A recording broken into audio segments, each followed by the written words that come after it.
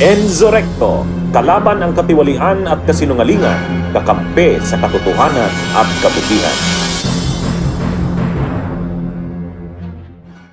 Sa puntong ito, makausap natin ang political analyst, dating mambabatas at propesor sa UP College of Law na si Attorney Barry Gutierrez. Magandang gabi, Attorney Barry, at welcome back po sa Arangkada Balita. Magandang gabi, Sir Jack, at magandang gabi sa ating mga tagapakinig. Attorney Barry, isa ka ba sa mga na-traffic ngayong araw? Grabe, hindi ako umabot sa aking TV program kaninang umaga sa sobrang traffic. Grabe nga ho talaga, kahit ito nga si partner niya, sabi niya kung saan siya sumuot kanina talaga matraffic po talaga dahil nga yung ginawang rally na itong INC bilang pagsuporta nga dito kay Senator Marcoleta. Unang-una, anong reaction niyo po doon sa binigay nilang pahayag na kaya sila, isa sa rason ay kaya sila nagrally ay bilang suporta nga kay Senator Marcoleta? Well, karapatan naman nila na magpahayag ng anumang opinion at magpahayag ng kanilang suporta para kay Senator Marcoleta. Pero sa akin lang, dalawang bagay. Una, kung dadaanin nila yung suportang yan sa isang malaking pagtitipon tulad ng nangyayari ngayon, sana dumaan naman sila sa tamang proseso. Ibig sabihin, kumuha ng permit.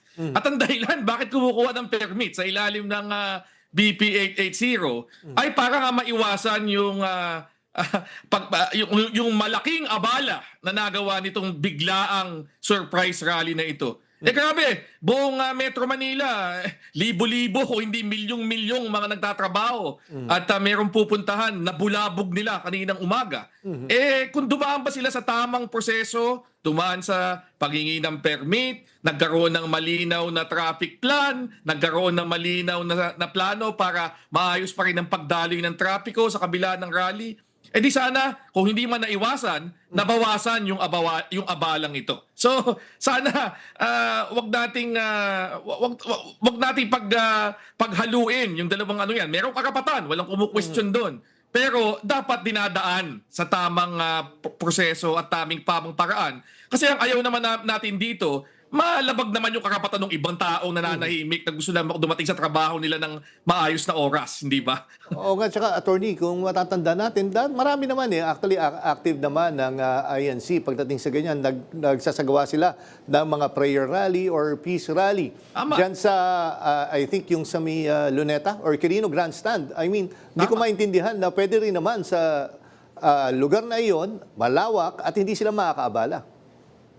Oo nga hindi ko maintindihan bakit ito ang pinili nilang paraan at mukhang biglaan talaga. Hindi ko alam kung totoo yung mga umiikot na mga screenshot na parang sinasabi na talagang sinadya na maging biglaan ito, parang surprise rally. Kung ganun kasi, maling-mali talaga yon. At kung totoo din yung mga balita na meron sadyang pagharang, may mga sasakyan yata na bus na pinarada pati sa bus EDSA carousel. para pangharang. Oo, at napilitan pang hilahin ng MMDA. Yun naman, mali na yun. Di ba? Kasi okay naman na magpahayag kayo ng inyong opinion, okay naman na mag-rally kayo, pero wag naman yung sa paraan na sadya nang aabala At yung panghaharang sa EDSA at sa iba pang mga daluyan ng trapiko, ano na yan obstruction na yan talaga sa kalsada at hindi na sana dapat nauwi sa ganyan. At sana sa lalong madaling panahon mabigyan na ng solusyon itong problemang ito dahil ang laking abala talaga sa ating mga kababayang wala namang kinalaman dito sa kanilang pinapahayag ngayong araw na ito. And Attorney Barry, balikan nga natin yung sinasabing pinag-ugatan nito. Ito yung plunder case nga na planong isampa ng Office of the Ombudsman kay Senator Marcoleta. Pwede ho pa siguro masariwa or para maintindihan ng mga nanonood ngayon. Linawin nga po natin paano naging plunder yung sinasabing 75 million pesos na campaign donation na tinanggap po ni Senator Marcoleta. Okay, malinaw naman kasi dito ang pinagbabatayan yung sinabi mismo ni Senator Marcoleta. Inamin niya na tumanggap siya ng 75 million na donasyon. Ngayon, wag natin kalimutan, ang ugat nito, una, kinwestiyon.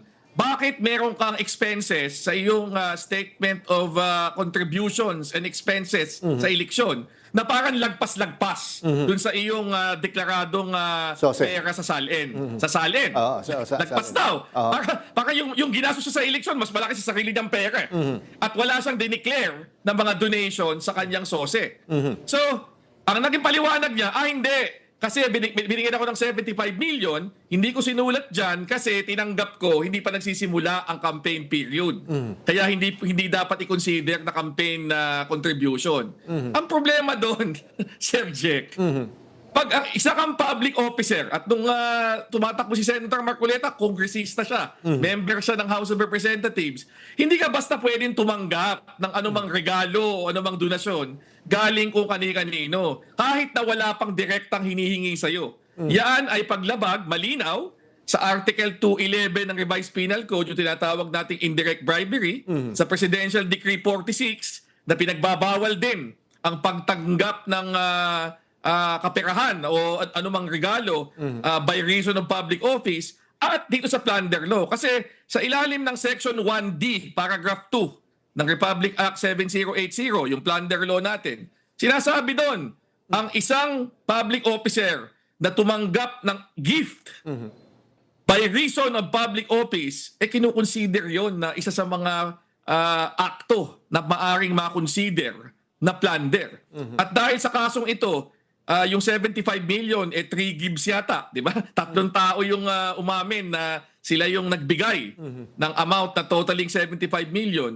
Pwede nang i-consider yan na tinatawag nating series. Ibig sabihin, sunod-sunod na akto na nagtototal ng mahigit 50 million pesos, at yun ang definition ng plunder. So ako, para sa akin, malinaw na merong batayan dito ang ombudsman.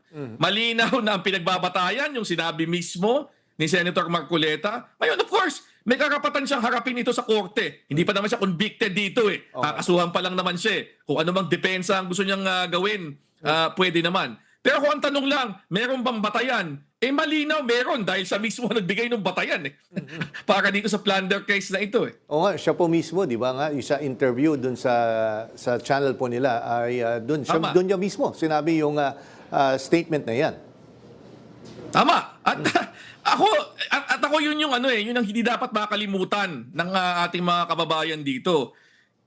Ang batayan nitong kasong ito, hindi naman hinugot galing sa ere. Nanggaling ito mismo sa kanyang binitawang salita. Nanggaling din ito sa mga salita ng mga taong nagbigay. Kasama na si dating Congressman Mike Defensor na umamin na dun sa 75 million na yun, 30 million yata galing sa kanya. So, ibig sabihin, sila mismo nagsasabi na nagbigay sila ng pera kay kay dating congressman pa nung panahon na yon, Marcoleta, at para malinaw sa ilalim ng ating batas, bawal 'yun. Oo nga. At yung 75 million hindi yung barya. Ang salin ni Senator Marcoleta nung 2025, 51 million. Kung 75 yung halaga na yan, mahigit 144% yan sa kanyang net worth. So, di ba? Hindi ito maliit na halaga. So, bawal talaga. Di ba na kung ikaw ay public official, tatanggap ka niyang ganyang kalaking halaga bilang regalo. Di ba? Kasi nga, ang iniiwasan ng batas dito, yung bibigyan ng pera, supposedly walang hinihingi, pero dahil sa laki naman at sa halaga nung binibigay sa'yo, magkakaroon ka ng utang na loob doon sa tao. Kaya pinagbabawal yan. Okay.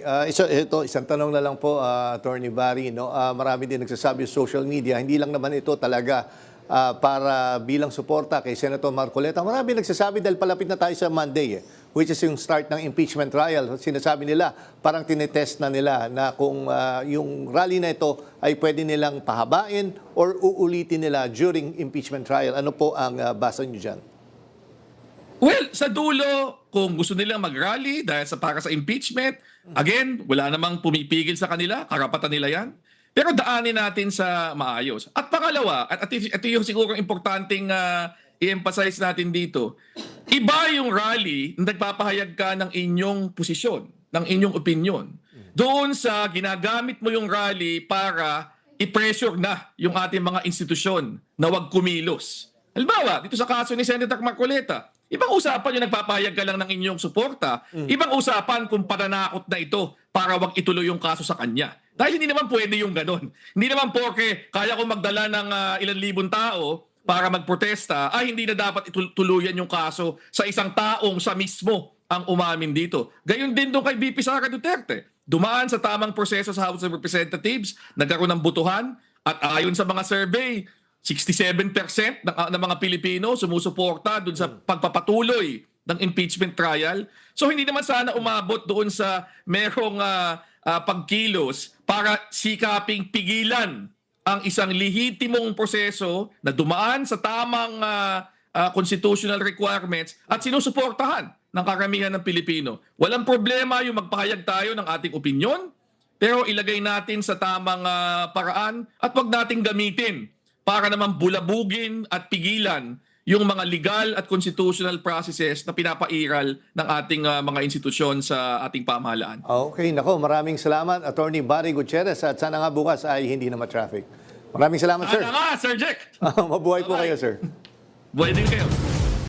Bunyog, bunyog, halikan na kasama ka. Bunyog, kapag buklod ay may pag-asa. Luzon, Visayas, Mindanao, isa ang pananaw. Sa bagong Pilipinas ang bunyog isisigaw. Bunyog.